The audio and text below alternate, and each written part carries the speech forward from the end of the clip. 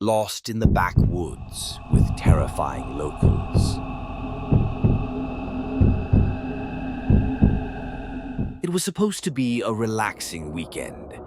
4 friends, Lisa, Eric, Jess, and Mark, set out on a camping trip in the remote wilderness, far from the noise of city life.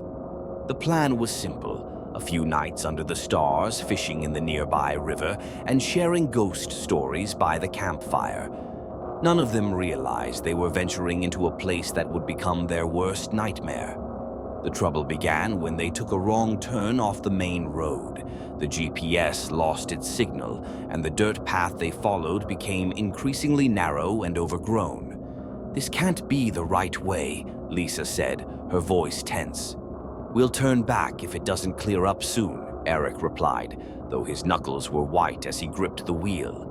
As the forest swallowed the trail, the car's tires suddenly hit something sharp. A loud hiss followed, and they realized they had a flat.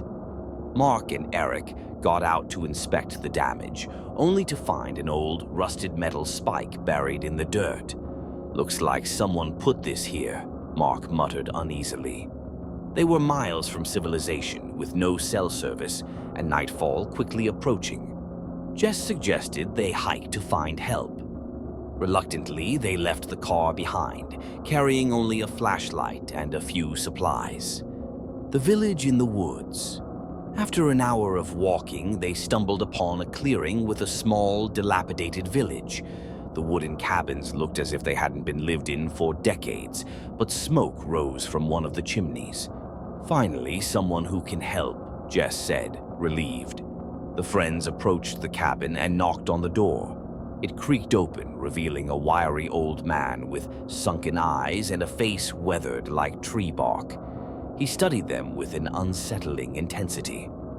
"Lost, are ye, he asked, his voice a raspy drawl. "Yeah," Eric replied.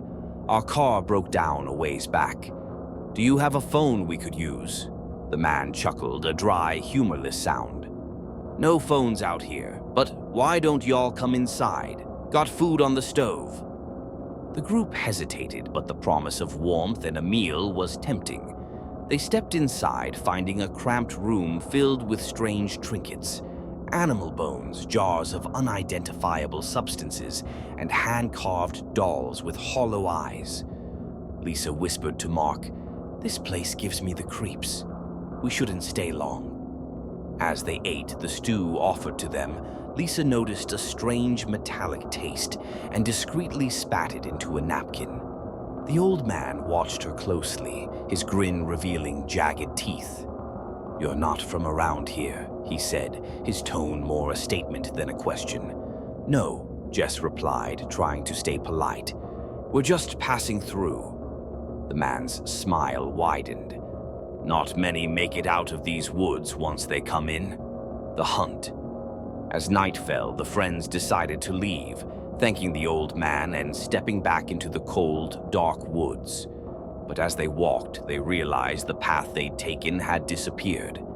"How is that possible?" Mark asked, panic creeping into his voice. The sound of branches snapping echoed around them. Shadows shifted in the trees, and low murmurs filled the air. "Someone's following us," Lisa whispered. The flashlight flickered and died, plunging them into darkness. A guttural laugh rang out, sending chills down their spines. Then they heard it, a deep, rhythmic pounding like drums, growing louder with every beat. Shapes emerged from the trees, tall, gaunt figures with faces painted in ash and blood. They carried crude weapons, axes, knives, and clubs fashioned from bone. Their eyes gleamed with malice. The friends ran, but the locals were faster, herding them deeper into the forest like prey. One by one, they were separated. The ritual. Lisa woke to find herself tied to a wooden post in a clearing, illuminated by torches. The air smelled of earth and decay. Around her stood the villagers, chanting in a language she couldn't understand. Nearby, she saw Jess, Eric, and Mark in similar binds. A towering figure wearing a headdress of antlers stepped forward. He held a blade carved from stone and raised it to the sky.